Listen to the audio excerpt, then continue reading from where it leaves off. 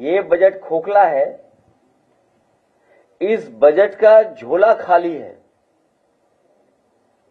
जनता को लग रहा है बजट आया ही नहीं है। वो पूछ रही है कि प्रवचन तो आया गया। जनता सोच रही है कि बजट आया ही नहीं। वो पूछ रही है प्रवचन तो आ गया, बजट कब आएगा। बजट देख करके किसानों की उम्मीद का खेत सूख गया है। बजट देख करके महिलाओं के माथे पर घर चलाने की चिंता की लकीरें और बढ़ गई हैं। बजट देख करके बेरोजगारों की आंखों के आगे अंधेरा छा गया है। बजट देख करके व्यापारी, कारोबारी और दुकानदारों पर मंदी की मार और गहरा गई है। जो वहां मेज पीट रहे थे, बजट देख करके भाजपा के मंत्री और विधायकों के गले सूख गए हैं, क्योंकि अपने विभागों और विधानसभाओं में तो उन्हें ही महंगाई, बेरोजगारी का सामना करना पड़ेगा।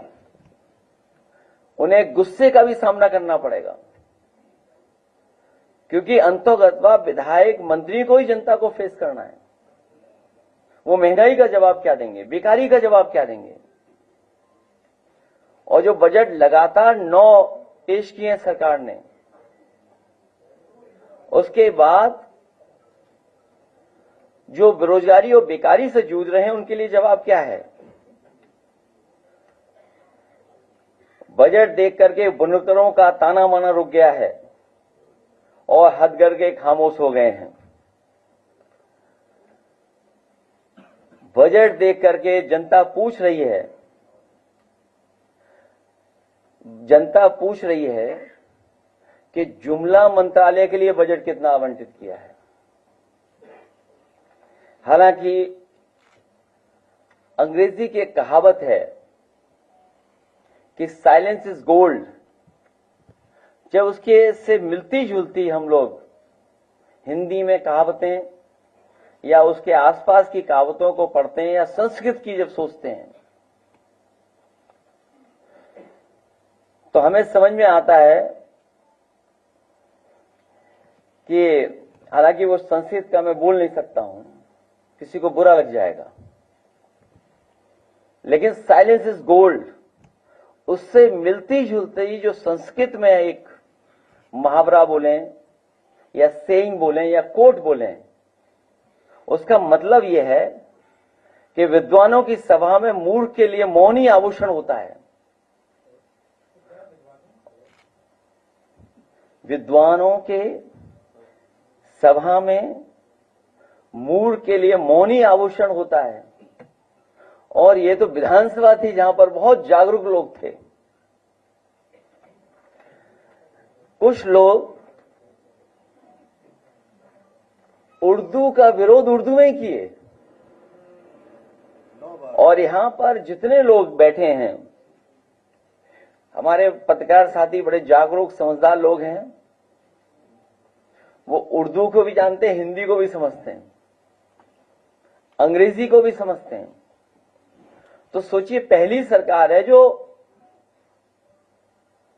उर्दू का विरोध उर्दू में कर रहे थे।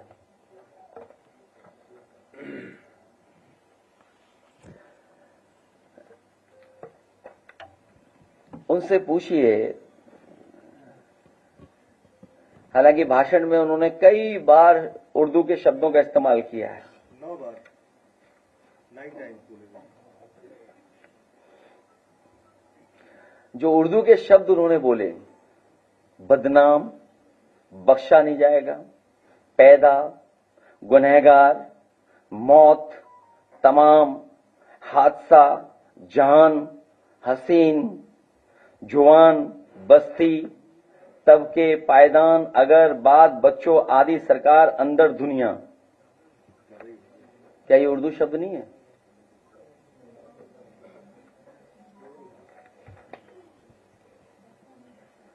और जो शब्द इस्तेमाल करते हैं, रेल की हिंदी क्या है,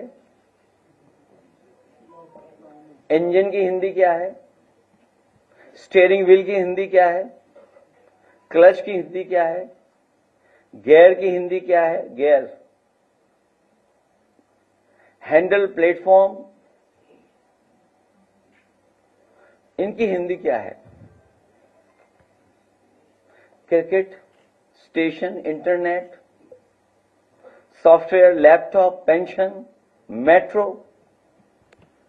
एक्सप्रेसवे, आज भी कई बार शब्द इस्तेमाल हुआ होगा, expressway, appeal, magistrate, police, battery, bat, SIM, mobile, shampoo, screen, shirt, लूट, कार।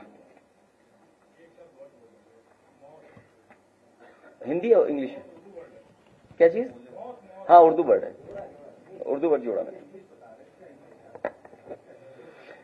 तो उनको मैंने एक किताब दी थी कल। मैंने कमाल अख्तर जी से कहा था कि स्पीकर जी के माध्यम से कुंभ पर जो स्टडी की थी हार्वर्ड यूनिवर्सिटी ने, साउथ एशिया डिपार्टमेंट ने वो जो स्टडी की थी वो उस किताब को भेंट किया था मुख्यमंत्री जी को स्पीकर साहब के माध्यम से। तो अंग्रेजी में भिजवाई थी मैंने, और अंग्रेजी में इसलिए भिजवाई थी मैंने, अंग्रेजी को सजाने के लिए और हिंदी को पढ़ने के लिए मैं भेज दूंगा कमाल अख्तर जी के माध्यम से। जो अंग्रेजी में भेजी है मैंने उन्हें, वो सजाने के लिए, और हिंदी में ये भेज रहा हूं किताब पढ़ने के लिए। कमाल अख्तर जी दे देना बहुत।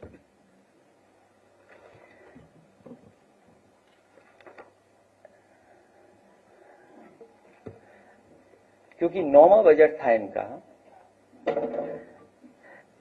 यूपी नंबर 1 के लिए भाजपा का संकल्प पत्र और उनके संकल्प,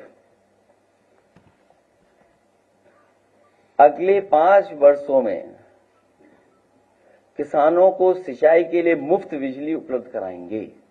ये पहला उनका संकल्प था। कितने बजट पेश हो चुके हैं? 9। पहला घोषणा पत्र का पहला है उनका शब्द ये। दूसरा, वो कहते हैं कि हम 25,000 करोड़ की लागत के साथ सरदार वल्लभ भाई पटेल एग्रो इंफ्रास्ट्रक्चर मिशन बनाकर के प्रदेश भर के किसानों की मदद करने का काम करेंगे। कितने पैसे इकट्ठे करना चाहते हैं ये लोग इंफ्रास्ट्रक्चर फंड में, एग्रीकल्चर इंफ्रास्ट्रक्चर फंड में? 25,000 करोड़ रुपया, और 9 बजट इनके चले गए हैं। 1,000 करोड़ कह रहे हैं भामाशाह भाव स्थिरता कोष को बनाएंगे, जिसमें आलू, टमाटर, प्याज जैसे सभी फसलों का न्यूनतम मूल्य सुनिश्चित करेंगे। 1,000 करोड़ किसके लिए? भामाशाह योजना ला करके जो हमारी सब्जियां या अन्य फसलें, मान लीजिए बुंदेलखंड में हमारे मूंगफली हो रही है, या बुंदेलखंड में हमारे तिल की पैदावार है, सरसों की पैदावार है, या उत्तर प्रदेश के अन्य क्षेत्रों में टमाटर है, कैप्सिकम है, अन्य फसलें, उसके लिए मदद करने के लिए किसान के लिए 1,000 करोड़ रुपए का इंतजाम करेंगे। हमारा बुंदेलखंड का किसान बर्बाद हो गया, मूंगफली उसकी खरीदी नहीं गई। अगले 5 वर्षों में सरकार द्वारा न्यूनतम समर्थन मूल्य दिया जाएगा फसलों का। आप में से जानते होंगे कहां फसलों का न्यूनतम दाम मिलेगा? जो हमारे सरकार, जो समाजवादी सरकार में मंडियां बनी थी, उन मंडियों को अगर चौपट किसी ने किया तो इस सरकार ने चौपट कर दिया। कोई भी नई मंडी नहीं बनी है एक भी, जहां किसान जाकर के अपनी एमएसपी ले सके। ऐसे तमाम उनके वो बिंदु हैं जो घोषणा पत्र में शामिल थे, और 9 बजट के बाद भी हम देख रहे हैं। वहीं इन्होंने कहा कि हम गन्ना किसानों का अगर 14 दिन में भुगतान नहीं होगा तो हम उसमें इंटरेस्ट देकर के उनका भुगतान कराने का काम करेंगे। पहले दिन से ये सरकार कहती है कि हमने इतना पेमेंट किया है, इतना भुगतान किया है। एक बकाया नहीं बताते हैं और दूसरा क्या कीमत बढ़ाई है गन्ने की, कितना रेट बढ़ाया गन्ने का, आज तक सरकार नहीं बता रही है। हमारे विधायक तमाम बैठे हमारे साथ, उसी गन्ना क्षेत्र से आते हैं, पंकज मलिक बैठे हैं, अभी सहारनपुर में होकर के आया हूं, वहां भी कई महत्वपूर्ण किसान नेताओं से मैं मिला, पत्रकार साथियों से मैं मिला और उनसे जानकारी ली है। पूरे उत्तर प्रदेश के किसान चाहते थे गन्ने की कीमत बढ़े। सोचिए, डबल इंजन की सरकार ने, दोनों बजटों ने ऐसा डबल ब्लंडर किया है कि किसानों की गन्ने की कीमत नहीं बढ़ा पाए, गन्ने की कीमत रेट नहीं बढ़ा पाए हैं। और 14 दिन तो भूल जाइए आप। फिर ये सरकार कहती है कि हम 4000 एफपीओ बनाएंगे, एफपीओ, और उनको 18 लाख रुपए से मदद करने का काम करेंगे। कितने रुपए? उन्हें 18 लाख तक की वित्तीय सहायता प्रदान की जाएगी एफपीओ को। सरकार बताए कितने एफपीओ की मदद की है। प्रदेश में 6 मेगा फूड पार्क विकसित किए जाएंगे। ये डबल ब्लेंडर सरकार ने अगर एक भी मेगा फूड पार्क विकसित किया हो तो सरकार बताए। मेगा फूड पार्क, और मुझे याद है उस समय की सरकार से मिलकर के, उस समय की दिल्ली की सरकार ने उत्तर प्रदेश में कई फूड पार्क के लिए, प्रोसेसिंग के लिए योजनाएं लागू की थी, जिसमें मुझे याद है एक कन्नौज और दूसरा बस्ती में। लेकिन सरकार ने पता नहीं क्या रुख अपनाया है कि अभी तक वो चालू नहीं हो पाए।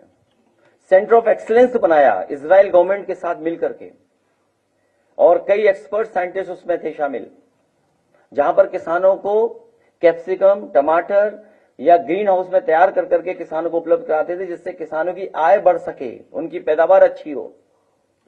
सरकार आते ही बजट नहीं दिए जा रहे कहीं भी। कोई भी एक्सीलेंस सेंटर बनाया, उसमें कहीं भी कोई बजट का इंतजाम नहीं है, ना साइंटिस्ट को बुलाया जा रहा है। फिर ये कहां से आय दोगुनी कर देंगे? जो लोग सशक्त नारी की बात कर रहे हैं, जिन्होंने कहा कि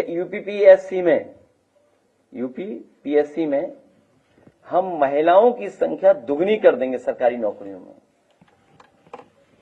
इनके घोषणा पत्र में है कि यूपीपीएससी में हम लोग दुगनी कर देंगे।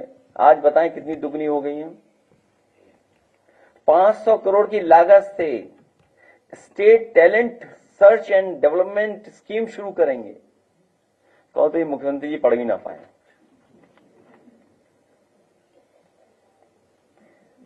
स्मार्ट सिटी बनाते बनाते ये स्मार्ट क्लास भी बनाने लगे हैं। ऑडियो वीडियो प्रोजेक्टर के साथ स्मार्ट क्लासरूम बनाई जाएंगी। Computer lab, cyber lab, art room निर्माण की जाएंगे। वाईफाई की व्यवस्था की जाएगी।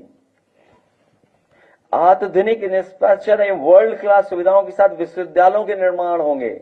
आज ही मैं अखबार पढ़ रहा था कि लखनऊ यूनिवर्सिटी रो रही है कि उसे बजट मिल जाए। सोचिए क्या लिखते हैं अपने घोषणा पत्र में कि आधुनिक इंफ्रास्ट्रक्चर एवं वर्ल्ड क्लास सुविधाओं के साथ विश्वविद्यालय बनाएंगे।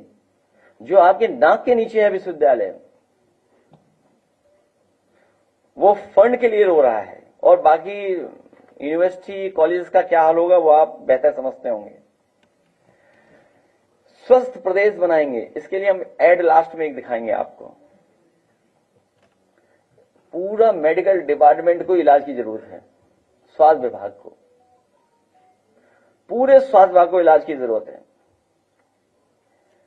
हम लगभग 30,000 करोड़ का इन्वेस्टमेंट लेकर के आएंगे किसी योजना के माध्यम से। 30,000 करोड़, मतलब सरकार अपने हाथ खड़े कर रही है। सरकार नहीं चाहती कि वो इलाज खुद दे, वो चाहती है कि प्राइवेट इन्वेस्टर्स इसमें आए। और जो वित्त मंत्री हैं,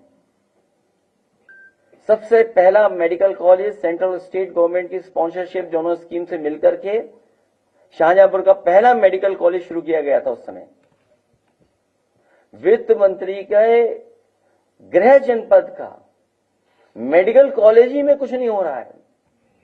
इलाज तो दूर, दवाई तो दूर, जो मेडिकल कॉलेज चलाने के लिए जो स्टाफ की जरूरत होती है वो स्टाफ ही नहीं है वहां पे। और आपको याद होगा जिस समय मैं सदन में था कि उस मेडिकल कॉलेज में कितने प्रोफेसर की जरूरत है, कितने असिस्टेंट प्रोफेसर की जरूरत है, कितने अन्य स्टाफ की जरूरत है, उसकी पूरी सूची पढ़ी थी मैंने। जब वित्त मंत्री के अपने गृह जनपद के मेडिकल कॉलेज की ये हालत हो, स्वास्थ्य की ये हालत हो, मैंने जानकारी की है शाहजहांपुर की, एक भी एम्बुलेंस नहीं चल रही वहां पर। फोन मिलाने पर एम्बुलेंस ही नहीं आती है, घंटों इंतजार करने के बाद एम्बुलेंस पहुंचती है। सोचिए वित्त मंत्री के जनपद का ये हाल। और अभी हाल में मैं कैंसर इंस्टीट्यूट गया था, क्योंकि इधर अगर हम डेटा सरकार का देखें तो डायबिटीज, हार्ट, किडनी और कैंसर, इन गंभीर बीमारियों से बहुत गरीब के घर में परेशानी आ रही है।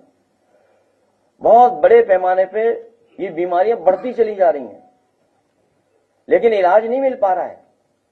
जो पर्याप्त इलाज मिलना चाहिए, समय से इलाज मिलना चाहिए, क्योंकि अगर समय से इलाज मिल जाएगा तो खर्चा भी कम होगा और जीवन भी बचाया जा सकता है। लेकिन समय पे इलाज नहीं सरकार दिला पा रही है। अभी जब मैं कैंसर इंस्टीट्यूट गया तो जब मैं कैंसर इंस्टीट्यूट में पहुंचा हूं तो सबसे पहले मरीज जिससे मैं टकराया वो गोरखपुर की थी बेटी एक। सोचिए कैंसर इंस्टीट्यूट में अचानक हम लोग गए, और जब मैंने कैंसर इंस्टीट्यूट के परिसर में गया और मैंने जानना चाहा कि मरीज कहां इंतजार करते हैं, कहां आराम करते हैं, तो वहां पर देखा कि जहां पर ओपीडी बनी हुई है बिल्डिंग की, उसी पर जमीन पर अपना गद्दा बिस्तर लगा करके सो रहे हैं। और जो सबसे पहले मैं टकराया गोरखपुर की बेटी से टकराया मैं। उसके ब्रेन में पानी निकालने का या ट्यूमर की शिकायत थी, कैंसरस था इसलिए पानी निकाला जा रहा था, उसका फर्दर इलाज होना था। आप सोचिए प्रदेश के मुख्यमंत्री 9 साल से हैं, 9 साल से, और गिनती कर लेना गोरखपुर कितनी बार गए, गोरखपुर कितनी बार पहुंचे हैं। कुंभ का तो गिनती आ गई है, कुंभ में कितनी बार गए वो। अयोध्या की भी गिनती आती है, बनारस की भी गिनती आती है कि ये पहले मुख्यमंत्री जो इतनी बार गए हैं।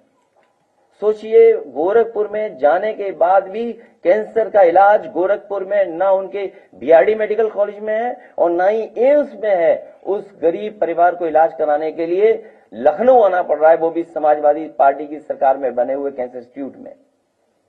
सोचिए आप, उसके लिए बजट, पर्याप्त बजट नहीं दे रही सरकार। कितने वर्ष लग गए उन्हें डायरेक्टर अपॉइंट करने के लिए। जब मैं एक बार औचक निरीक्षक करने गया था, ऐसे ही औचक निरीक्षक नहीं बोलेंगे, अपने बनाए हुए कैंसर इंस्टीट्यूट को देखने, बजट के दिन हमारे साथ चौधरी साहब भी थे। तो जब पहुंचे तो पूछा कि डायरेक्टर कहां है, तो डायरेक्टर साहब को आने में आधा घंटा लगा। वो आना इसलिए नहीं चाहते कि क्या जवाब दें बजट का। अभी हम लोग विधायक लोग सब गए मिल करके, डायरेक्टर गायब हो गया वहां से, और इसलिए चले गए कि क्या बताएं। वो तो काम करना चाहते हैं, डायरेक्टर, डॉक्टर्स काम करना चाहते हैं। वहां इंस्टीट्यूशन में जो प्रोफेशनल डॉक्टर्स हैं वो अच्छा काम करके दिखाना चाहते हैं। लेकिन सरकार ने नाम तो बदल दिया, लेकिन बजट नहीं दे रहा सरकार। वहां पर जो मशीन आनी थी, PET scan machine, one of the best machines है वहां की, जो लगनी थी आज तक नहीं लग पाई हैं। कई मशीनें इसलिए नहीं लग पा रही हैं क्योंकि ठेकेदार नहीं सरकार तय कर पा रही है। और ठेकेदार क्यों नहीं तय हो रहा, आपसे बेहतर कौन जानेगा। अब ये बात मैं नहीं कह सकता हूं, ये बात लगता है इन्हें पता है, हमारे पत्रकार साथियों को यही बात है, सही कह रही है, लेकिन मैं नहीं कह सकता क्योंकि यूपी भारत है। यूपी कभी किसी के साथ भेदभाव नहीं करता। बताओ, उत्तरांचल के लोगों को एक्सेप्ट कर लिया, और उत्तरांचल में जमीन नहीं ले सकते हम लोग जाएं तो, वहां 370 लगा दिया उत्तराखंड में। तो ये तो मेडिकल की व्यवस्था, किसी मेडिकल कॉलेज में आप चले जाएं और उसमें चले जाएं, जो प्रधानमंत्री से उद्घाटन कराया गया था, शिलान्यास कराई गई थी अटल बिहारी वाजपेयी जी के नाम पर, अपने प्रधानमंत्री जी के नाम पर, उस यूनिवर्सिटी का हाल क्या है बताइए आप लोग। अब तो बजट में 1 ट्रिलियन वाली बात भी नहीं आ रही है। आप सब लोग बैठे हो, कितनी बार 1 ट्रिलियन आया इसमें? 1 ट्रिलियन कितनी बार आया इस बार? ये 1 ट्रिलियन अगर आया हो तो बताइए आप। और वो 1 ट्रिलियन तो पा ही नहीं सकती है सरकार, जिस गति से ये ग्रोथ रेट हो रही है इसमें, कभी नहीं पहुंच सकते वहां तक। क्या और बताएं इनका, सब धोखा ही धोखा है। इन्हें केवल बजट देना चाहिए था अपना जुमला मंत्रालय के लिए। और बजट की पहली लाइन, मतलब सेकंड लाइन जो लिखते हैं बजट की, हम लोग क्या गलत बोल रहे थे? अगर आप बजट की सेकंड लाइन पढ़ेंगे आप, और उस बजट की सेकंड लाइन में लिखा गया है कि हम सभी जानते हैं कि महाकुंभ, हालांकि वर्ड महाकुंभ कहीं नहीं हमारे वेदों में नहीं है, 144 वर्षों में आता है। तो हम क्या गलत बोल रहे थे बताइए आप? हम लोग भी तो यही बात कह रहे थे कि हर कुंभ 144 वर्ष बाद आता है, हर कुंभ 144 वर्ष बाद ही आएगा। क्या गलत कह रहे हैं? जो बात हम लोग कह रहे थे वो आपने लिख दी अपने बजट के स्पीच में, और इनकी बजट स्पीच बिना उर्दू के पूरी नहीं हुई। लगता है वित्त मंत्री ने बजट गोपनीयता बनाने के लिए मुख्यमंत्री जी को भी नहीं दिखाया। अगर मुख्यमंत्री जी को दिखा दिया होता तो शायद वित्त मंत्री ये शेर नहीं पढ़ पाते कि जिस दिन से चला हूं मेरी मंजिल पे नजर है।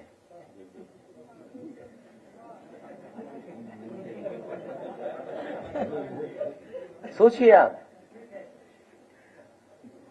ये गोपनीयता उन्होंने बना के रखी, ये सीक्रेसी होती, क्योंकि आप बजट किसी को बता नहीं सकते बजट पेश होने से पहले तक। तो देखिए सरकार में हो क्या रहा है, और उसी का परिणाम आपने कुंभ में देखा कि जो उत्तर प्रदेश का पॉल्यूशन बोर्ड है उसका जो डेटा कहता है, और जो सेंट्रल पॉल्यूशन बोर्ड एनजीटी का जो डेटा कहता है, दोनों में ब्लंडर है, दोनों इंजन टकरा रहे हैं। हो क्या रहा है ये बताइए दिल्ली लखनऊ में? दिल्ली वालों के आंकड़े, दिल्ली वालों का डेटा यूपी वाले स्वीकार नहीं कर रहे हैं, और यूपी वाले अपना नया डेटा है जो स्वीकार करेगी दिल्ली के नहीं करेगी। अब ये बताइए आप, अगर हम दिल्ली वालों के आंकड़ों को मान करके कोई बात कहें और ये सरकार नहीं मान रही है, तो क्या ये सरकार कहेगी कि दिल्ली वाले सनातनी नहीं है? अगर दिल्ली वाले ये कह रहे हैं कि जो गंगा का पानी है, संगम में जो पानी है, त्रिवेणी में जो पानी है, वो स्नान करने लायक भी नहीं है, अगर हम दिल्ली वालों की बात माने तो ये बात हम मान के चलें कि लखनऊ वाले दिल्ली वालों को भी सनातनी नहीं मानेंगे, क्योंकि वो विरोध कर रहे हैं, पानी स्नान करने लायक नहीं है। मैं तो इस मौके पर कहूंगा, चाहे वो यूपी पॉल्यूशन बोर्ड के डेटा हो या सेंट्रल पॉल्यूशन बोर्ड का डेटा हो जो मेरे हाथ में है, बीजेपी के सभी नेताओं को सिंटेक्स टंकी भर के दी जाए, उनके घरों पे पहुंचाया जाए विशेष गाड़ी से, जिससे वो अपना खाना बनाएं उसी पानी से, स्नान करें, और जब समय आए तब पीते भी रहें दवाई के रूप में। क्या ये स्वीकार करेगी भारतीय जनता पार्टी? अगर ये नहीं कर रहे हैं, अगर संगम का पानी नहीं स्वीकार कर रहे हैं खाना बनाने के लिए जो भर के आएगा वहां से, और स्नान पीने का काम, और मैं तो कहूं कमाल अख्तर जी एक बोतल में भर करके वहीं रख देना उस सदन में, जब पी के दिखाओ। सोचिए, क्योंकि मुख्यमंत्री जी को पता ही नहीं है वो बैक्टीरिया आता कहां से, वो बैक्टीरिया आता कहां से है। वो बैक्टीरिया गंदगी से आता है, हमारे मुख्यमंत्री जी को बीओडी, सीओडी, डिसॉल्व ऑक्सीजन कुछ नहीं पता है। अगर पता होता तो शायद इस भाषा का इस्तेमाल नहीं करते जो भाषा का इस्तेमाल कर रहे हैं वो सदन में। और कभी कभी क्या होता है कि आदमी अपने नेचुरल उसमें चला जाता है, वो उनका नेचुरल फ्लो था। पहले एएनआई ने एक बार दिखाया था नेचुरल फ्लो उनका।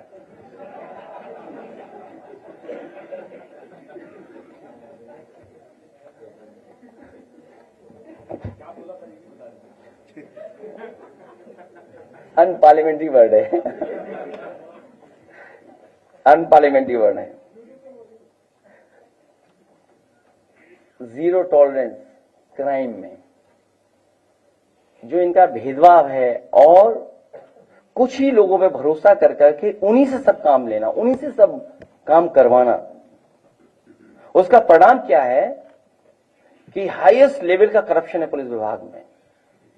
अभी तक का हाईएस्ट लेवल का करप्शन है और अपने कुछ लोगों को खुश करने के लिए कुछ लोगों पर कार्रवाई लगातार हाईएस्ट लेवल पर करप्शन है। और उसका उदाहरण कई हैं।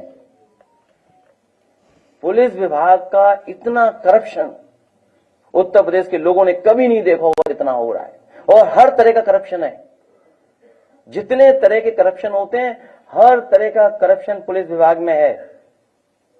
और उसका परिणाम क्या है? आज Uttar Pradesh crime against women में नंबर 1 है, क्राइम अगेंस्ट वुमेन में नंबर 1 है। क्राइम अगेंस्ट SC ST बहुत से प्रदेशों को हम पीछे छोड़ गए और कस्टोडियल डेथ में हम न जाने कहां हैं। और ये सरकार संविधान की बाबा साहब भीमराव अंबेडकर जी का जो आर्टिकल 21 है, जो आर्टिकल 21 कहता है, उसकी भी सरकार परवाह नहीं कर रही है। क्योंकि कई बार ये लोग बैलेंस करने के लिए भी जान ले लेते हैं। अगर किसी की जान ले ली, उंगली उठ गई, तो उन्हें बैलेंस करना है तो अपने आदमी को भी वो मार देंगे। सोचिए आप, आर्टिकल 21 संविधान का बाबा साहब का कि आप जान नहीं ले सकते किसी की। और कस्टोडियल डेथ में हम कहां पहुंच गए? साइबर क्राइम, साइबर क्राइम में भी हम लोग न जाने कहां हैं। एक पिछले दिनों हमने सदन में भी कहा था, लेकिन खुल के बात नहीं कही थी। आप लोगों ने देखा होगा बहुत सारे अखबारों में वो विज्ञापन आया था कि वो जेल के अंदर एक गधा बंद है। सभी अखबारों में बड़े फ्रंट पे आया था। हमें तो यही नहीं समझ में आया गधा कौन है। एक विज्ञापन अखबारों में आया जिसमें जेल के अंदर एक गधा दिखाया गया। हमें यही नहीं समझ में आया गधा किसको कह रही सरकार ये। और जब हमने उस पर ट्वीट कर दिया, एक्स पे लिख दिया, उसके बाद से वो एड भी आना बंद हो गया। थाने का करप्शन आपको याद होगा, एक थाना बलिया का, उसकी आमदनी क्या थी? प्रतिदिन जाने कितनी इनकम थी प्रतिदिन उसकी? 25 लाख रुपए थे। और कुंभ में जो हम लोगों ने दुर्दशा देखी है, कुंभ में ट्रैफिक जाम, गाड़ियों में बैठे रहे लोग, चलने के लिए चलते रहे, किलोमीटरों चलते रहे, सब सड़कें बंद रहीं, लोग स्नान नहीं कर पाए, जहां पानी मिला वहां स्नान कर लिया, संगम त्रिवेणी में नहीं पहुंच पाए। बहुत से लोग बस स्नान करके चले गए, बस उनकी श्रद्धा थी इसलिए स्नान करके चले गए। क्योंकि सरकार ने इतना इवेंट कर दिया, मैनेजमेंट कर दिया और इतना पॉलिटिसाइज कर दिया। पहली बार कुंभ को पॉलिटिसाइज किया गया होगा, इससे पहले कभी कुंभ पॉलिटिसाइज नहीं हुआ। जो हमारे कुंभ की ब्यूटी थी, वो ब्यूटी ये थी कि कन्वर्जेंस ऑफ रिवर, जो नदियां मिलती हैं, वो है ब्यूटी हमारी। इन्होंने बढ़ा बढ़ा के कह करके, और बहुत सारे साधु संत बोल नहीं सकते हैं लेकिन दुखी मन से कहे हैं, क्योंकि उन्हें सेवा मिलनी चाहिए थी। सेवा करने का काम सरकार को करना चाहिए था। सरकार मुनाफे की नहीं सोच सकती है, धर्म के काम में मुनाफा नहीं सोचा जा सकता है। धर्म का काम सेवा का है, आस्था का काम है। कोई इसमें मुनाफा ढूंढ रहा है? सोचिए आप, इनके लिए धर्म मुनाफा हो गया, बिजनेस हो गई। और धर्म में राजनीति पहली बार सम्राट हर्षवर्धन ने जहां शुरू किया था कुंभ, वैसे तो पौराणिक है, लेकिन जो डॉक्यूमेंटेड हिस्ट्री बोलती है वो यही बोलती है कि सम्राट हर्षवर्धन ने कभी कुंभ शुरू किया था।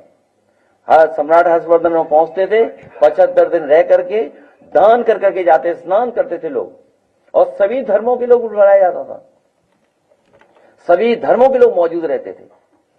जैसे इन्होंने कुंभ शुरू किया, जिस व्यक्ति ने कभी कुंभ शुरू किया उसकी प्रतिभा ही हटा दी वहां से। और जब मैंने उस बात को ट्वीट किया, लिखा एक्स पर, तो जल्दी जल्दी में उन्होंने एक चौराहे पे सम्राट हर्षवर्धन को लगा दिया। मैं आपके माध्यम से कहना चाहता हूं कि सम्राट हर्षवर्धन ने, जिसने कुंभ लगाना शुरू किया था, कुंभ का आयोजन शुरू किया था, जो दान और स्नान के लिए लोग आते हैं, उससे बड़ा महादानी कोई नहीं मिला। हालांकि दानवीर कर्ण का अलग इतिहास है, अलग तरीके से हम लोग मानते हैं, लेकिन कुंभ में महादानी उससे बड़ा कोई नहीं हुआ। उसकी अगर भविष्य में हम लोगों को प्रतिमा लगानी पड़ेगी तो वही कुंभ क्षेत्र में हम लोग लगाने का काम करेंगे। और हम तो दान के लिए कई बार कह चुके हैं, ये सरकार का दिल ऐसा ही नहीं कि दान दे दें। हम तो कहेंगे कि इससे अच्छा मौका नहीं मिलेगा, दिल्ली वालों से दान ले लें, क्योंकि वो जो किला है वो फौज के अंडर है, वो किला दान में ले लेना चाहिए, क्योंकि भविष्य में न जाने कब तक कुंभ होगा। हम लोग धरती पर नहीं रहेंगे तब भी कुंभ होगा, हम लोग नहीं थे धरती तब भी कुंभ हो रहा था, लेकिन बीजेपी वाले इतना प्रचार किए कि कुंभ पहले होता ही नहीं था, वो आए तभी से कुंभ हो रहा है। सोचिए आप, इसको भी ओन करना चाहते हैं। कुंभ भी उन्हीं ने शुरू किया, इवेंट बना दिया उन्होंने। श्रद्धा और भावना से आने वाले श्रद्धालुओं की कितनों की जान चली गई। ये अभी मैं देख रहा था बजट में, ये कोई सेंचुरी बना रहे हैं, गिद्ध सेंचुरी, वो भी क्या है वो, नहीं, कोई संरक्षण हो रहा है, कोई गिद्ध संरक्षण, वो स्पेशल गिद्ध है कोई, तो वो क्या हुआ, प्रजनन क्या होता है बताओ। हमारे मुख्यमंत्री योगी जी क्या सोच रहे हैं, प्रजनन केंद्र गिद्ध का बना रहे हैं, और वो भी कहां पे, अपने गोरखपुर में।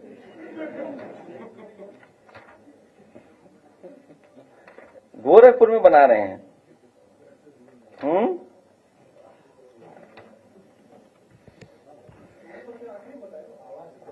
नहीं, वो कहीं है,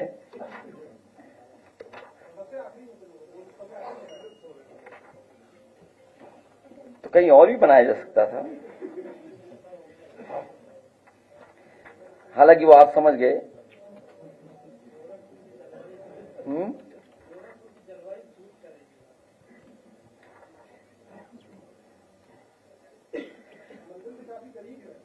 अब ये नहीं पता मुझे, लेकिन वो बना तो रहे हैं कहीं पर। ये आ गया, अच्छा ठीक है, हो जाने दो। खैर एनीवे, तो ये जो बनाया जा रहा है इनका, तो बनाए हमें कोई आपत्ति नहीं उसे बनाने में, गोरखपुर में बनाए में कोई आपत्ति नहीं है, पर गोरखपुर में मेट्रो नहीं दे पा रहे हैं। और अभी बजट में आया है कि 1000 करोड़ रुपए दे रहे हैं वो जो अर्बन एरिया में बाढ़ आ जाती है उसके लिए। अरे भाई इतना क्यों शर्मा रहे हो, कह देते गोरखपुर की बाढ़ हटाने के लिए 1000 करोड़ रुपए ले रहे हैं, नाम क्यों नहीं डिस्क्लोज कर रहे हो आप पढ़िएगा बजट में लिख रहे हैं कि 1000 करोड़ रुपए बजट का लिया है अर्बन एरिया में जो बाढ़ आ जाती है उससे निकालने के लिए। देखिए सोचिए आप, 9 साल हो गए अपने गोरखपुर में नाव चलेगी, इस बार भी जब बरसात आएगी तो देखिएगा मेट्रो तो नहीं चली, स्टेशन भी कहां बना पाए, आज तक स्टेशन भी नहीं बना पाए लखनऊ में। तो उसमें क्या करने जा रहे हैं कि 1000 करोड़ लिख देते कि गोरखपुर के लिए चाहिए हमें, और पेड़ लगाने जा रहे हैं। लगभग 140 करोड़ पेड़ लगा चुके हैं, और इस वर्ष 35 करोड़ पेड़ और लगा देंगे। तो लगभग जब सरकार जा रहे होंगे तो 200 करोड़ पेड़ लगा दिए होंगे। वो मैंने मैथमेटिक्स कई बार बताई आपको कि जिस समय समाजवादी सरकार थी तो 1000 एकड़ में 1,24,000 पेड़ लगे थे। 1000 एकड़ में किसी भी फॉरेस्ट के अधिकारी से आप पूछ लेना, उस समय का कोई अधिकारी रहा हो, तो 1000 एकड़ में 1,24,000 पेड़ लगाए गए थे, ग्रीन बेल्ट तैयार की गई थी। तो सोचिए 200 करोड़ पेड़ के लिए वो जगह कहां है जहां पेड़ लगे।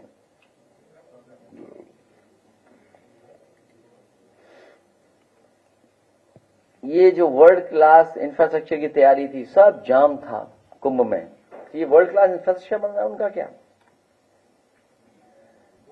जो स्मार्ट सिटी बना रहे थे, और हमें भी मिला था जाम, हम जानते कैसे निकले, हमें सब रास्ते पता थे, और हमने औरों की तरह नहीं बहुत समय लगाया स्नान करने में। यूं गए, स्नान किया, तुरंत निकल आए। और लोगों से सीखना चाहिए कपड़े पहन करके स्नान करने का। जो स्मार्ट सिटी या स्मार्ट क्लास की बात कर रहे हैं, इन्होंने अपने घोषणा पत्र में लिखा था कि लैपटॉप डिस्ट्रीब्यूशन करेंगे। कोई लैपटॉप बांटा हो इन्होंने, सरकार ने, तो बताएं। और प्राइमरी एजुकेशन का जो क्षेत्र है, सरकार का दिल्ली का आंकड़ा यह कहता है कि पूरे देश में 11 लाख प्राइमरी स्कूल बंद हो रहे हैं, और जिसमें सबसे ज्यादा प्राइमरी स्कूल कहीं बंद हुए तो यूपी में बंद हुए हैं। आप बताइए, प्राइमरी जो हमारी बेसिक एजुकेशन है, जहां सबसे ज्यादा गरीब परिवार के बच्चे पढ़ते हैं, गांव के हैं, क्या सुधार आया प्राइमरी स्कूल में? जो समाजवादी सरकार में व्यवस्था हुई थी हॉट कुक्ड मील देने की, वो भी ये योजना नहीं बढ़ा पाए। बर्तन देने थे, वो भी नहीं बढ़ा पाए। बैग जो मिलते थे, अब शायद बजट में कुछ पैसा दिया है, लेकिन प्राइमरी एजुकेशन बिल्कुल बर्बाद कर दी इन्होंने। माध्यमिक का बुरा हाल है। और यहां पर सबसे प्रेस्टिजियस देश के जो स्कूल दिल्ली में माना जाता है, संस्कृति स्कूल, संस्कृति स्कूल यहां बनाया था। आज भी खंडर है, वहां पहला प्रिंसिपल वही बनी थी, एक लेडी, यहां की जो जिलाधिकारी थी उनकी पत्नी बनी थी, पहले ही प्रिंसिपल वो बनी थी। कुछ दिन चला, उसका चला ही नहीं वो स्कूल। उसका स्कूल वैसे क्या वैसा है। इन्होंने कहा कि दूध के लिए बहुत बढ़ावा देंगे, एक भी नया प्लांट नहीं लगाया बड़ा। आप लोग गए थे प्लांट देखने, दोनों लखनऊ के, पराग और अमूल का, जो दोनों वर्ल्ड क्लास मिल्क के प्रोसेसिंग यूनिट लगी हैं, जो किसानों को सीधा सीधा लाभ पहुंचाते हैं। बड़े पैमाने पे पैसा डिस्ट्रीब्यूशन होता है उनके लिए। अगर यही हम बढ़ा ले गए होते, और अगर हम क्रॉप्स को एमएसपी दे गए होते, तो हमारे किसानों की आय दोगुनी हो गई होती। ये सरकार क्या करी, हमने आय दोगुनी कर दी। कहां आय दोगुनी हो गई? ये सरकार कह रही कि हमारी पर कैपिटा इनकम ये है। हाँ, पर कैपिटा इनकम नंबर 2 पर है आपकी। पर कैपिटा इनकम नंबर 2 है, लेकिन नीचे से नंबर 2 है, ऊपर से तो नंबर 2 नहीं है। आप देख लीजिए आंकड़े। इसलिए क्या और बोला जाए इनके बारे में। इन्हें अपने जुमला मंत्रालय के लिए कुछ बड़े दे देना चाहिए और बढ़ा करके। मैं अपने प्रेस के साथियों को बहुत धन्यवाद देता हूं।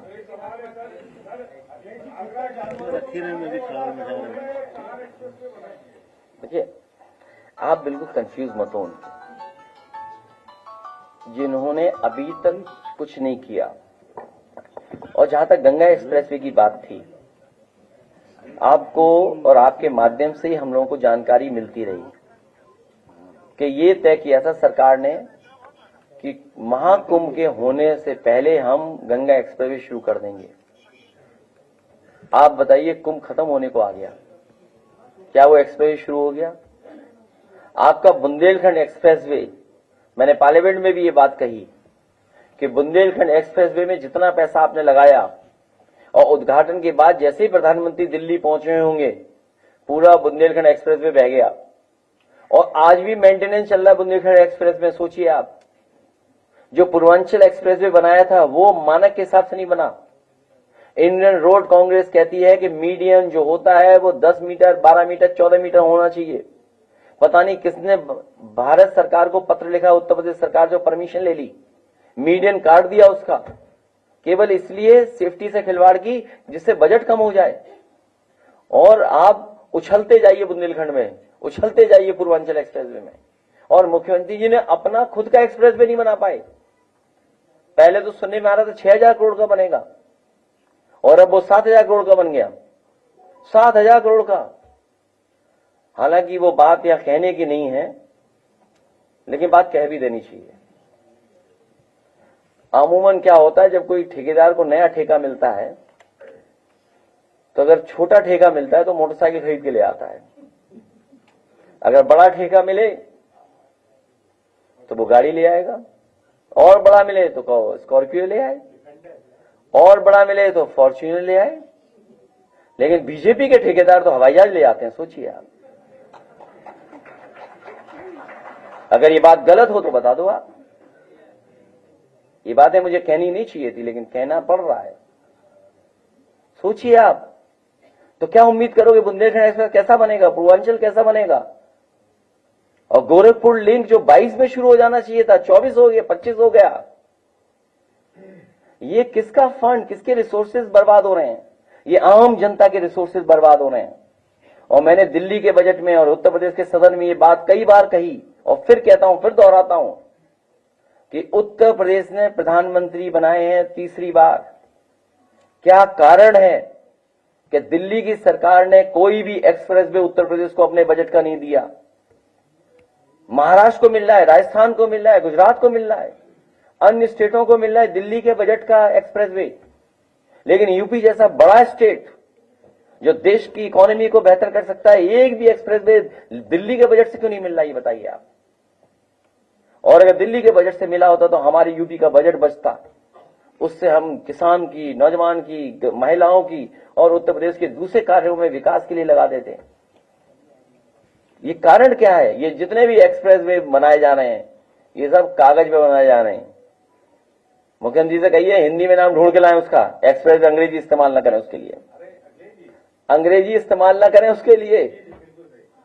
और ये जितने एक्सप्रेस वे हैं ये सब घाटे के हो गए, क्योंकि आपने कहा चित्रकूट तक, चित्रकूट पहुंचा ही नहीं एक्सप्रेस वे, पहले ही छूट गया।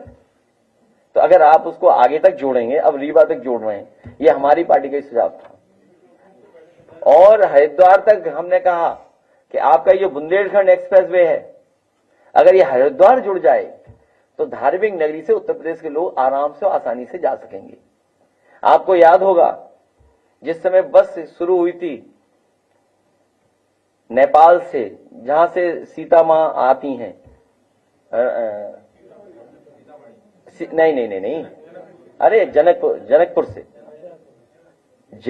से अयोध्या के लिए बस यात्रा शुरू हुई थी, याद होगा। आप पता करो बस चल भी रही कि नहीं चल रही है। मैंने कहा नेपाल से जोड़ने के लिए अयोध्या को सड़क क्यों नहीं बनी?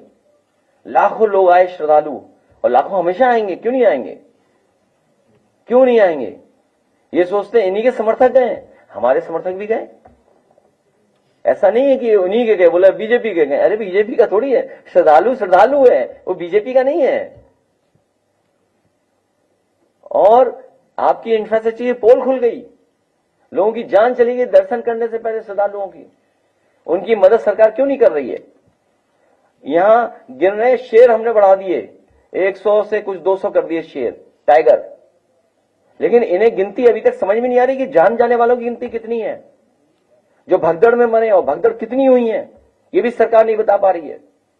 न जाने कितनी भगदड़ हुई है। जितनी बार मुख्यमंत्री गए हैं उतनी बार ही कुंभ में आग लगी है, पता कर लेना आप।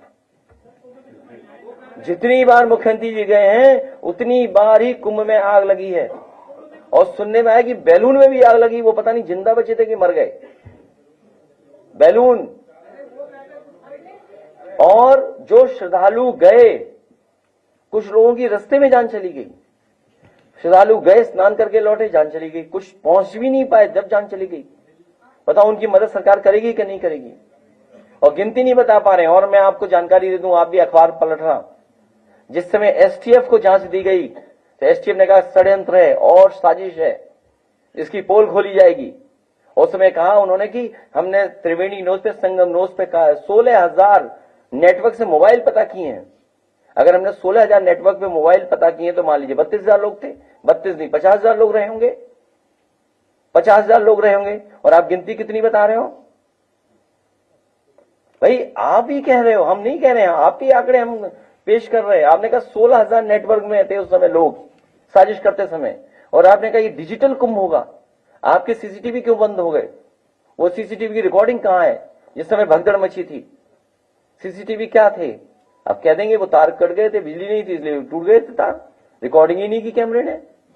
और ड्रोन क्या कर रहे थे आप चंद्रमा तक पहुंचना चाहते हो, लेकिन जमीन पे क्या हो रहा है वो दिखाई नहीं दे रहा आपको। ड्रोन कितने थे सोचिए आप, कहां गए ड्रोन आपके। और पिछली बार के पता करना, जो सीएजी रिपोर्ट कहती है कि ड्रोन फर्जी थे, नकली ड्रोन थे, नकली ड्रोन उड़ाए थे, पिछले सीएजी की रिपोर्ट में कहा गया। तो अभी तो जब और जांच होगी तो आपको पता लगा क्या किया इन्होंने कुंभ में।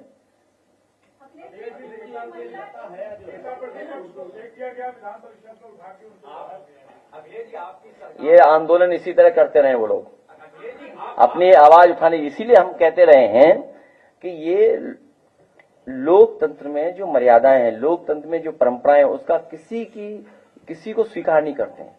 ये वही सदन है जब हमारी संख्या थी, इंटरप्रिटेशन ऑफ आर्टिकल की बात थी, इंटरप्रिटेशन ऑफ नियम की बात थी।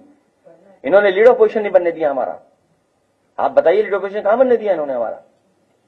और अब क्योंकि सुन नहीं सकते, स्वीकार नहीं कर सकते हैं, सच ये स्वीकार नहीं कर सकते हैं, ये सच नहीं सुनना चाहते हैं, इसीलिए लोगों पे तानाशाही दिखाते हैं। ये कमजोर लोग हैं, डरपोक लोग हैं। अरे वो बात अलग है, कुंभ की बात करो, कुंभ की।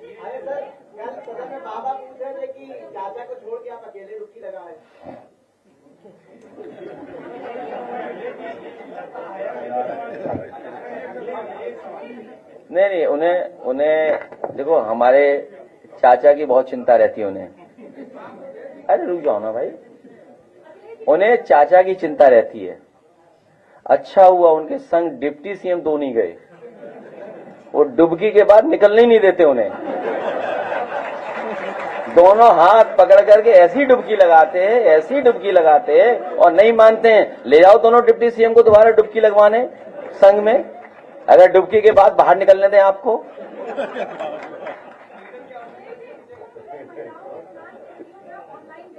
देखिए ये बहुत गलत हुआ है, महिलाओं के साथ इस तरह का व्यवहार होना। इसकी तभी तो मैं कह रहा हूं, जो लोग ये कहते हैं डिजिटल कुंभ होगा, तो आपके सीसीटीवी या इस तरह की चीजें जो हो रही थी, साइबर क्राइम में आप नंबर 1 है, यूपी साइबर क्राइम में नंबर 1 है। क्या कर रहे हैं आप?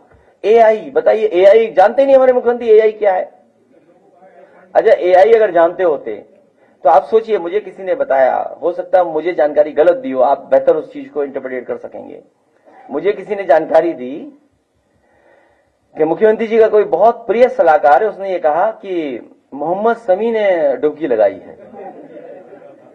अच्छा, क्योंकि मोहम्मद शमी को उन्होंने कहां देखा होगा, तो सुनने में यह है कि एआई जनरेटेड जो उसकी पिक्चर थी वो सोशल मीडिया पे चल रही थी। अब वो मैं नहीं जानता किसके साथ। तो अरे रुक जाओ ना, भागो नहीं, अब तुम्हारा जवाब सब देंगे। तो जो एआई जनरेटेड, तो एआई के रिले बना रहे सेंटर, क्या जानते हैं एआई के बारे में हमारे मुख्यमंत्री जी? बताओ ना क्या जानते होंगे, आप खुद सोच के बताइए। जो ये कहते हो कि एआई से जनरेटेड फोटो को वो सच मान गए कि शमी ने डुबकी लगाई है। सोचिए आप, लगाई किसी और ने डुबकी, कह दिया किसी और के बारे में। ये तो हमारे मुख्यमंत्री हैं। सवाल ये है कि छुट्टा जानवरों का मुद्दा उत्तर प्रदेश में बहुत बड़ा है, और छुट्टा जानवरों के लिए इस बजट में 2000 करोड़ रुपए का प्रावधान किया गया है। तो क्या लगता है कि ये छुट्टा जानवर तभी हटेंगे जब इस सरकार हट जाएगी।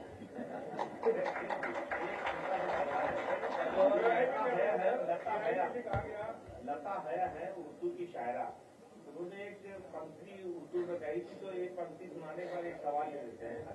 यहीं की बेटियां दोनों ने यहीं पर जन्म लिया, सियासत से इन्हें हिंदू और मुसलमान क्यों बना दिया? मुझे दोनों के हालात एक ही मालूम होते हैं, कभी हिंदी पे बंदिश तो कभी उर्दू पे ताला। बात निकली है तो दूर तलक जाएगी, वो ये कि ये जो कल उन्होंने बनाया, परसों उन्होंने नेता सदन ने कटमुल्ले पे बयान दिया था उर्दू पे, तो उस पे अध्यक्ष ने कार्रवाई से उस शब्द को नहीं निकाला।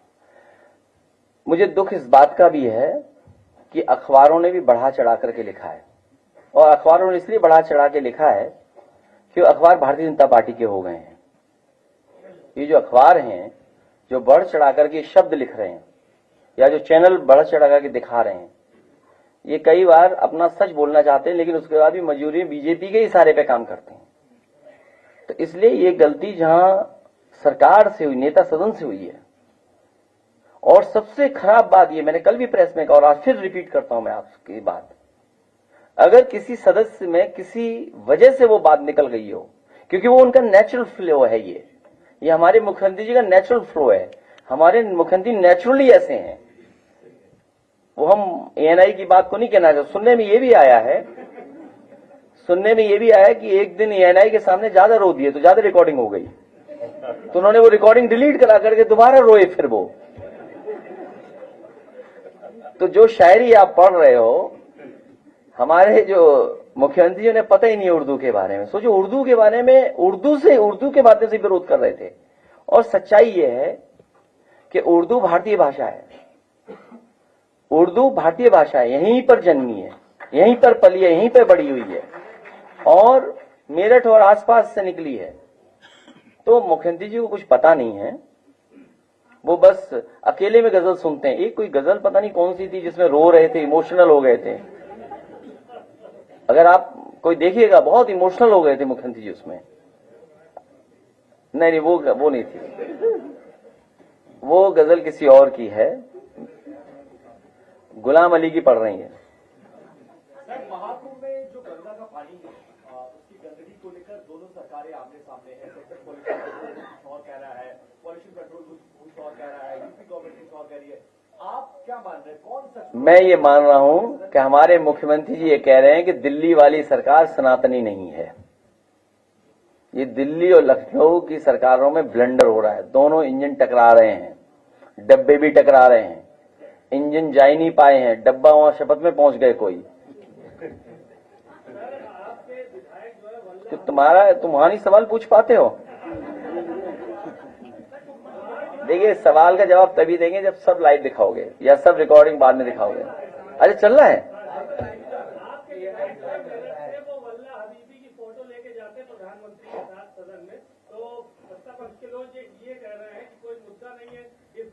नहीं, देखिए, ये सरकार अगर इन्वेस्टमेंट चाहती है तो ये मुसलमानों के खिलाफ नफरत इन्हें भूलनी पड़ेगी। जो बात ये लॉ एंड ऑर्डर के लिए कहते हैं कि लॉ एंड ऑर्डर जब तक बेहतर नहीं होगा तब तक आपके यहां इन्वेस्टमेंट नहीं आएगा। तो इसका मतलब ये मान लें कि इन्वेस्टमेंट नहीं आया तो लॉ एंड ऑर्डर खराब है आपका। और जब तक नफरत आप नहीं खत्म करोगे तो आप स्टेट को कैसे ग्रोथ के उस इंजन बना पाओगे। और सच्चाई तो ये है, जो कतार के हेड आए हैं, सबसे ज्यादा फंड्स उन्हीं के पास हैं। फंड्स जो इन्वेस्ट हो सकते हैं दूसरे देशों में। तो हमारी सरकारों को यह कोशिश करनी चाहिए कि कतार का फंड हमारे इकोनॉमी में लगे, हमारे यहां इन्वेस्ट हो। तो इसीलिए दिल्ली वाले तो गले मिल रहे थे और अपना प्रोटोकॉल तोड़ करके गए थे एयरपोर्ट पर मिलने। सोचिए, अमेरिका के राष्ट्रपति नहीं आए आपके प्रधानमंत्री को रिसीव करने। अगर आपका देश ताकतवर होता, क्योंकि कतार के जो वो आए हैं वो बहुत मजबूत हैं, वो आर्थिक रूप से ज्यादा इन्वेस्ट कर सकते हैं, ज्यादा आपकी इकोनॉमी में पैसा लगा सकते हैं। इसलिए आपने उन्हें खुश करने के लिए, उनसे इन्वेस्टमेंट ज्यादा लेने के लिए अपना प्रोटोकॉल तोड़ करके उनका सम्मान में आप वहां रिसीव करने गए थे और गले मिल करके आए। ये बात हमारे लखनऊ वाले नहीं समझते। लखनऊ वाले जाते नहीं कहीं विदेश, अब कहीं गए हो एक दो देश तो पता नहीं मुझे, नहीं और किसी देश में गए हो तो पता नहीं, लेकिन गए हैं। पर्यावरण संरक्षण को लेकर के पूरी दुनिया चिंतित है, आप भी इसमें डिग्री लिए हुए हैं। सरकार ने बजट में पर्यावरण संरक्षण और जलवायु परिवर्तन से क्या चिंतित है, आप लोग क्या भूमिका निभा रहे हैं? ये इंटेलेक्चुअल्स के लिए और आम लोगों के लिए बहुत इंपॉर्टेंट सवाल है। दुनिया के जितने भी स्टेट हेड्स हैं समय समय पे बैठ करके इस बात पे चिंता करते हैं कि जो क्लाइमेट चेंज हो रहा है, ग्लोबल वार्मिंग हो रही है या इन्वायरमेंटल इश्यूज हैं, इनको एड्रेस किया जाए। और एड्रेस करना इसलिए जरूरी है कि हम आने वाली पीढ़ी को कैसी जमीन देके जाएंगे, आने वाली पीढ़ी को हम नदियां कैसी देके जाएंगे, आने वाली पीढ़ी को हम हवा कैसी देके जाएंगे, आने वाली पीढ़ी को हम कितना साफ सुथरा दे करके जाएंगे। ये चिंता का विषय है और इस पे सरकार और जनता को मिलकर के काम करना पड़ेगा। समाजवादी लोगों ने कोशिश की थी कि एनवायरमेंट की दृष्टि से भी हम अच्छा काम करें और उसको कई जगह हम लोगों ने जगह जगह पे इंप्लीमेंट करने की कोशिश की।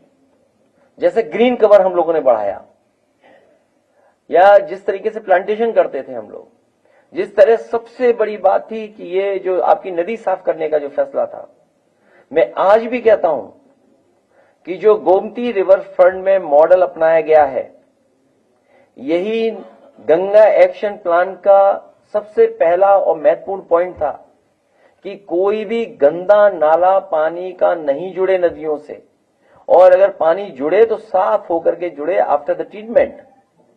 वो हम लोगों ने कोशिश की गोमती में, लेकिन इस सरकार ने बर्बाद कर दिया उसको भी। और जो नमामि गंगा या गंगा सफाई या नदियों सफाई के लिए पैसा जो इस बजट में है, कई हजार करोड़ है, ये पैसा नदियों को साफ करने के लिए नहीं है।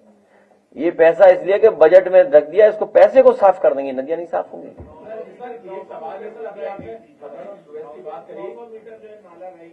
जी जी जी, नहीं ये मैं आज कह रहा हूं कि देश का one of the best river front होगा। और जब भी समाजवादी सरकार आएगी तो आप खुद देखेंगे कि देश का सबसे अच्छा रिवर फ्रंट अगर कोई होगा तो वो आपका लखनऊ का होगा। और यही मॉडल दूसरी जगह अगर अपनाया जाएगा और लागू किया जाएगा तो वहां भी नदियां साफ सुथरी बहेंगी। यूएस की बात करें, यूएस के प्रेसिडेंट डोनाल्ड ट्रंप ने कहा कि हम इंडिया को $21 मिलियन क्यों दें, 21 के 27 $21 मिलियन। 21 मिलियन डॉलर कोई खास अमाउंट नहीं है, बहुत बड़ा अमाउंट नहीं है। नहीं, एक मिनट इनकी बात खत्म कर दें। वो $21 मिलियन कोई बड़ा अमाउंट नहीं है, लेकिन सुनने में आ रहा है जिस शक्ति से वो बात कर रहे हैं या जो हथकड़ियां बेड़ियां से हमारे लोग वापस आ रहे हैं, ये बहुत बड़ा सवाल है। और तब बड़ा सवाल तब बन जाता है जब हम 87 रुपए लेकर के जाएंगे, तब आपको $1 अमेरिका का मिलेगा। ये बड़ा सवाल है कि जब आप 87 रुपया लेकर के जाओगे तब आपको अमेरिका का $1 मिलेगा। और सोचिए कब ये सरकार क्या कहती थी जब डॉलर की कीमत क्या थी।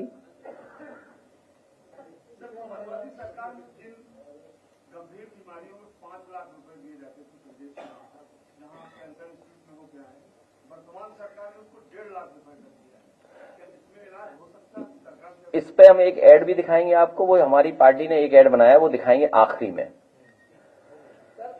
अरे रुक जाओ ना, ये जो बीमारी वाला सवाल आपने उठाया है, जो नेताजी का पक्ष था और जो समाजवादियों की सोच है और जिस पर समाजवादी पार्टी ने काम भी किया और करके भी दिखाया। समाजवादी पार्टी का मानना है कि कोई भी गरीब अस्पताल जाएगा उसे न कोई कार्ड दिखाना पड़े, न कोई पैसे के लिए उसे मांग की जाए। एक बार पर्चा बन जाए तो उसका पूरा का पूरा इलाज फ्री होना चाहिए, उस गरीब को कोई परेशानी नहीं होनी चाहिए। और वो मॉडल नेताजी ने आपके लोहिया इंस्टीट्यूट में शुरू कर दिया था, लोहिया आपके मेडिकल कॉलेज में, और सैफी का एक्ट जो बना था, और उसी एक्ट के तहत हम लोग कैंसर इंस्टीट्यूट बनाना चाहते थे। भविष्य में भी हम उत्तर प्रदेश की जनता को कहना चाहेंगे और बताना चाहेंगे कि गरीब का इलाज फ्री होना चाहिए और पूरा का पूरा पैसा सरकार को देना चाहिए।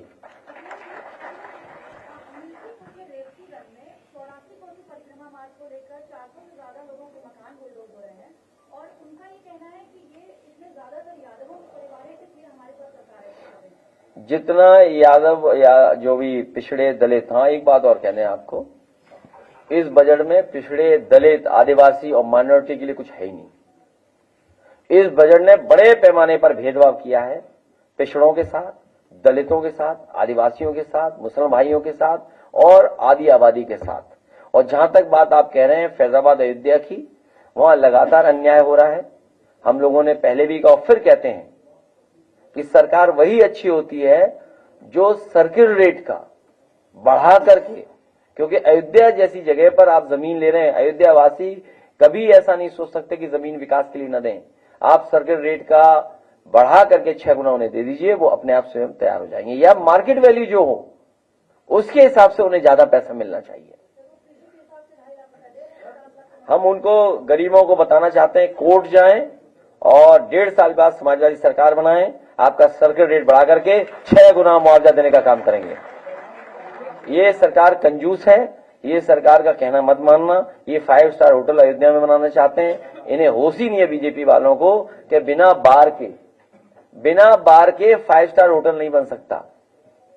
सोचिए अयोध्या में ये बार खोलना चाहते हैं, आप बताओ पत्रकार साथियों, कोई अगर ये बात गलत हो तो बताइए कि 5 स्टार होटल कैटेगरी में तभी आप शामिल होंगे जब आपके होटल में बार होगा, बार। सोचिए अयोध्या में बार खोलना चाहते हैं लोग, और अगर बार की परमिशन नहीं होगी तो वो 5 स्टार नहीं खुलेगा। तो जमीन तो ले ली लोगों ने, लेकिन अभी तक कोई 5 स्टार होटल नहीं खुला वहां पर। अगर ये बात गलत हो तो बताइए। और वो पानी का जहाज जो चला था बनारस से, बताओ उसमें बार था कि नहीं था? सब मुस्कुरा रहे हैं, सब चाहते हैं होना चाहिए बार। आपके विधायक सदन में विपक्षी विधायकों के खिलाफ कार्रवाई की मांग कर रहे हैं, तो अच्छी बात है, आप भी उस पर सहमति दे दीजिए कि विपक्षी विधायकों के खिलाफ कार्रवाई हो। लड़ते रहना चाहिए, संघर्ष करते रहना चाहिए। हम लोग उसके पक्ष में हैं। हम इसलिए पक्ष में हैं क्योंकि धीरे धीरे ये सरकार प्राइवेटाइज कर देगी, किसी की परवाह नहीं करेगी। चीजें सब प्राइवेटाइज होती चली जा रही हैं, और जब प्राइवेटाइज हो जाएंगी तो नौकरियां तो वहीं होंगी, और वो जो रिसोर्सेज यूज करते हैं वो रिसोर्सेज सरकार की, आम जनता का यूज करते हैं। जितना भी बिजनेस फ्लोरिश करता है, ऐड लगाइए, ऐड देखे बिना मत जाइए भाई, ऐड देखे इतनी जल्दी कहां जा रहे हो? ये कहां के पत्रकार थे लोग? अरे लंच भी होगा। ये अस्पताल तो हमें खुद ही बीमार लग रहा है, न डॉक्टर है, न दवाई, न सुई, न जांच है। सुबह से दोपहर हो गई। भैया डॉक्टर कब आएगा? लगता है अब सरकार बदलेगी तभी डॉक्टर आएगा। इस बेकार सरकार का इलाज में करना ही होगा। इस बार हम गरीबों की मदद करने वाली सरकार वापस लाएंगे और सबको सेहतमंद बनाएंगे। जिनका काम आज भी है, 27 में बनाएंगे उनकी सरकार। अपनी सरकार बनाएंगे, अपनी सरकार बनाएंगे। समझ नहीं पाए, द्वार दिखाइए।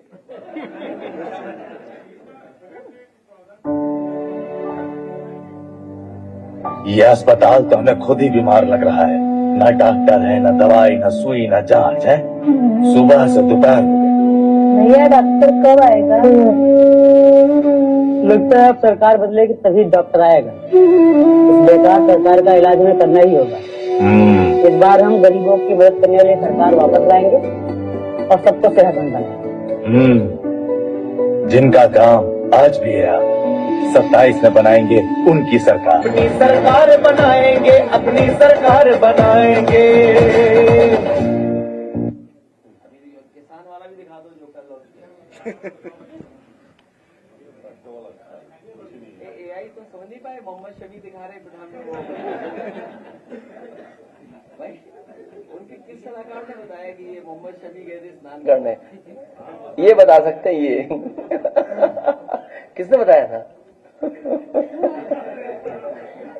नहीं सच है, मतलब ये तो नहीं करना चाहिए। उन पर जो सलाहकार हैं, इतना धोखा नहीं देना चाहिए मुख्यमंत्री को।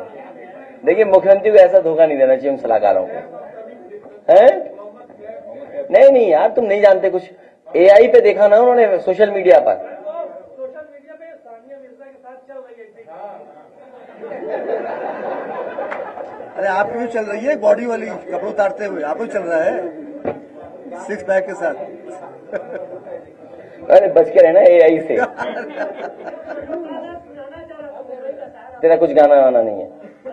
अपना गाओ, किसान वाला दिखाओ। ये महफिल तुम्हारे लायक नहीं है, जब ये चले जाएगी तब सुनाना है।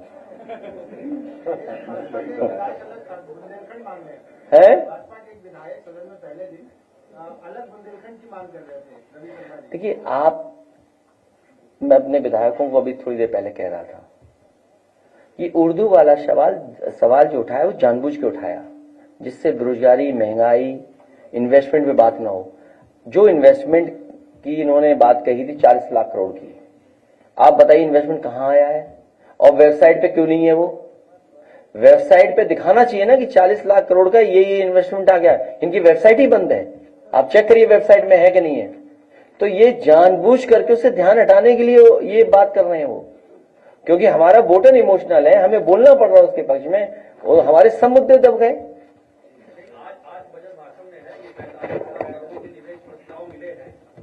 अरे यार हर बार यही बजट में पढ़ते, तुम भी उन्हीं की बातें कर रहे हो यार, हद हो गई तुम्हारी बात यार। अरे भाई एमओयू और जमीन पर फर्क नहीं, वेबसाइट चेक करो, जरा गूगल करके चेक करो वेबसाइट कहाँ है।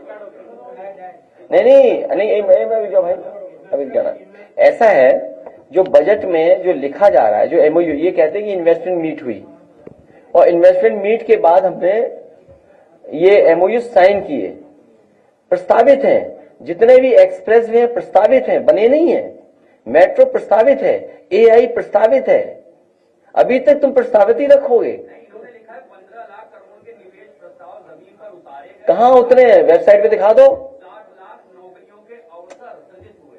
तो इन्हें जब नौकरी की बात आई तो सबसे पहले इन्होंने नौकरी किस में कही, वो जो मनरेगा की नौकरी बताई इन्होंने सबसे पहले बताई। जब नौकरी की बात शुरू की बजट में तो सबसे पहले मनरेगा की नौकरी बताई। वो नौकरी नहीं है, गरीबों का रोजगार है, मजदूरी है वो। और मैं आपसे कहना चाहता हूं कि भाई वेबसाइट खोलो ना, आप वेबसाइट पे क्यों नहीं ट्रांसपेरेंसी रख रहे हो आज के जमाने में। कहिए कि ये इन्वेस्टमेंट आया, यहां पहुंचा है, किसके अंदर। अरे कोई आएगा ही नहीं, इनकी भाषा सुनकर के हवाई जहाज बाप पे पकड़ के चला जाएगा। अरे कोई भी नहीं आएगा इनकी भाषा सुन करके, और कतार वाले भी चले गए होंगे वापस, 1 रुपया नहीं दिए होंगे।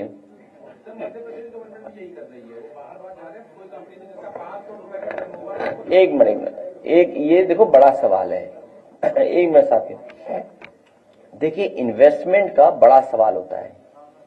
जो इन्वेस्टर है वो अपनी सेफ्टी चाहता है, वो बिजनेस चाहता है, और इन्वेस्टर इन्वेस्ट तभी करेगा जब उसके हिसाब से पॉलिसी होगी या उसके हिसाब से कुछ इंसेंटिव आप दोगे।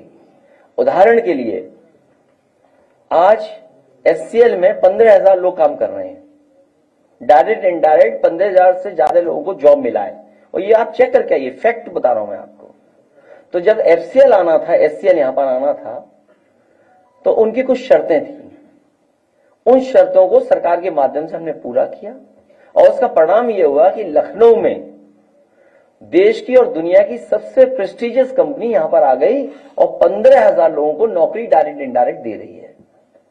इसी तरह सैमसंग, जब सैमसंग का प्रस्ताव आया, जो उनके ऑफिसर्स थे, जब मेरी बातचीत हुई उनसे, तो उस समय तमिलनाडु में मुख्यमंत्री जयललिता जी थी और उनकी कुछ शर्तें थी, और उन पे ऑप्शन दोनों थे कि वो चेन्नई में इन्वेस्ट करें कि यहां पर इन्वेस्ट करें। तो उन्होंने जो बातें कही उसको सरकार ने स्वीकार किया। उसका परिणाम यह हुआ कि सैमसंग का एक्सपेंशन का प्लांट उत्तर प्रदेश में लग गया, और ये सरकार उनके खिलाफ चली गई थी कोर्ट। आप पता करिए कोर्ट गई थी कि नहीं गई थी। उन्हें कोर्ट में जाकर के जो इंसेंटिव से तब पाए वो लोग, और मुझे लगता है इंसेंटिव देने के लिए भी सरकार ने अपनी जेब में इंसेंटिव रख लिया हुआ कुछ, जैसे थाना की कमाई है ना, वैसे ही। सर कहा जा रहा है कि जिस तरीके से, तो इसलिए मैं आपसे कह रहा हूं कि अगर आपने 40 लाख करोड़ के एमओयू किए हैं तो उसको वेबसाइट में डाल दीजिए। ये लीडर ऑपोजिशन है, ये भी सदन में सीनियर मेंबर है, हम लोग देख लें कहां कहां आया इन्वेस्टमेंट। अगर सिद्धार्थनगर में कोई इन्वेस्टमेंट आया तो बता दो, बताओ। ये लीडर ऑपोजिशन, इनका कोई इन्वेस्टमेंट नहीं आई, इंडस्ट्री बताइए कहीं आई है। अच्छा दूसरा, बीजेपी वाले ये जान गए, बीजेपी वालों के सगे नहीं है। इधर कुछ दिनों के छापों से ये पता लग गया है कि बीजेपी वाले ये अंदर ही अंदर कह रहे हैं और बात कर रहे हैं कि बीजेपी अब हमारी भी सगी नहीं बची। एक सरिया वाले थे, बहुत बीजेपी की मदद करते थे। हमें कानपुर के लोगों ने बताया, जब मैं वहां कानपुर गया तो मैंने कहा इस छापा पड़ा है, जरा इसके छापा के खिलाफ बोल दें। तो हमारे लोगों ने कहा मत बोलिए, ये बीजेपी का आदमी है।